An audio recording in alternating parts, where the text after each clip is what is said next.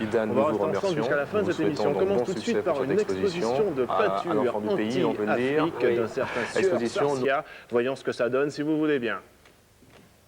L'exposition que nous vous proposons est de Didier Sarsia.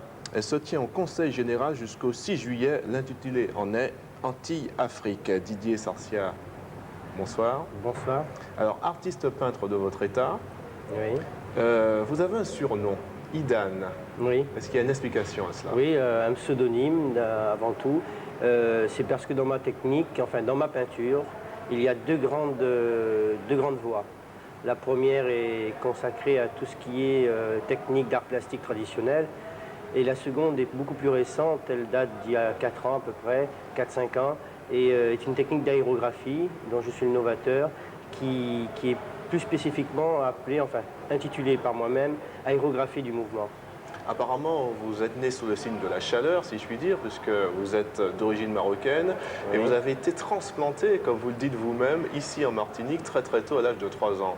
Alors, bien entendu, vous avez cette empreinte chaleureuse et aussi cette vision un peu particulière des couleurs. Oui, c'est-à-dire que toute ma technique, enfin toute ma peinture, toute ma plastique est imprégnée par la chaleur, la couleur. Il y a eu au retour en métropole toute une recherche de la couleur dans les thèmes qui était très difficile parce que je n'arrivais pas à adapter ma couleur par rapport à mes sujets. Et ensuite, il y a eu carrément une prise en soi, une prise en charge de moi-même où je me suis carrément transcendé, c'est-à-dire en traitant des sujets des Antilles directement et en les présentant à la métropole, c'est-à-dire en me reconnaissant, je pense, comme peintre des Antilles et du moins de l'Afrique. Alors, est-ce que la métropole reconnaît justement cet état de choses? Oui, oui, de plus en plus. C'est-à-dire que de plus en plus, j'ai un public qui est intéressé donc, par ces sujets, ces thèmes africains, antillais. Et c'est quelque chose qui est une grande consolation pour moi, du fait qu'au départ, j'avais un peu peur de montrer tout ça, enfin d'expatrier toutes ces contrées très lointaines. Alors vous l'avez dit vous-même, une technique particulière, 2 phases quand même dans ce travail, dans ce cheminement. Une première partie donc que je qualifierais de cheminement classique en fait, oui. Et puis une deuxième partie un peu plus élaborée, un peu plus fouillée. C'est ça, oui. C'est-à-dire qu'il y a une partie qui utilise donc toutes les techniques d'art plastique traditionnelles, la peinture, l'aquarelle, le pastel, le fusain.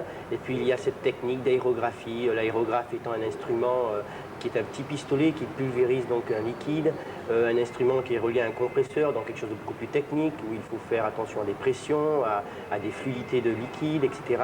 Et cette différence de choses est notamment également une des raisons de la différenciation des deux techniques entre Sarsia et Idan. Alors, cette deuxième technique que nous pouvons voir en ce moment même dans cette exposition, donc, s'apparente à ce que nous appelons en termes de télévision un kaléidoscope éclaté. Est-ce que vous avez cette même vision? C'est-à-dire, oui, il y a beaucoup de gens qui m'en ont parlé, c'est-à-dire qu'ils m'ont dit ça me rappelle ça me rappelle même également, il y en a certains qui m'ont dit c'est Canal+ en décodeur. Effectivement. Et oui, c'est tout à fait, mais ça n'a pas été du tout tiré de ça. Ça a été une conséquence inéluctable de mon travail d'aérographie en hyperréalisme qui m'intéressait au niveau technique, mais enfin qui ne m'intéressait pas en soi de continuer cette technique. Et je suis arrivé à cette novation, Alors comment c'est arrivé, j'avoue sincèrement, c'est ces accidents dont on ne se rappelle plus finalement l'origine. C'est le cheminement normal d'un artiste, en fait. Je ne pourrais pas vous dire exactement d'où c'est venu. Est-ce qu'à un moment donné, j'ai voulu donc peindre. C'est-à-dire que l'aérographe, il y a d'ailleurs certaines choses qui sont faites avec des pochoirs. Donc j'ai travaillé à travers des pochoirs, mais qui étaient représentatifs de sujets. Hein, et peut-être que c'est ce système-là qui m'a amené ensuite à travailler avec des pochoirs en forme de carré, de rectangle. Et c'est cette succession de mosaïques qui m'a donné cette technique donc très particulière. C'est une technique en fait qui se prête assez bien au mouvement, au thème sportif, mais il est vrai que quand on regarde certaines de vos natures mortes ou de vos portraits, l'on ressent quand même cette espèce de mouvement, cette sensation de mobilité. C'est ça, c'est-à-dire que c'est une vibration. D'ailleurs, le plus grand compliment que peuvent me faire mes détracteurs, c'est ça, c'est-à-dire qu'ils me disent ça bouge trop. C'est un compliment pour vous en fait. Idan, nous vous remercions. Nous vous souhaitons donc bon succès pour cette exposition, à l'enfant du pays, on peut le dire. Oui. Exposition, nous le rappelons, qui se tient donc au Conseil général et ceci jusqu'au 6 juillet.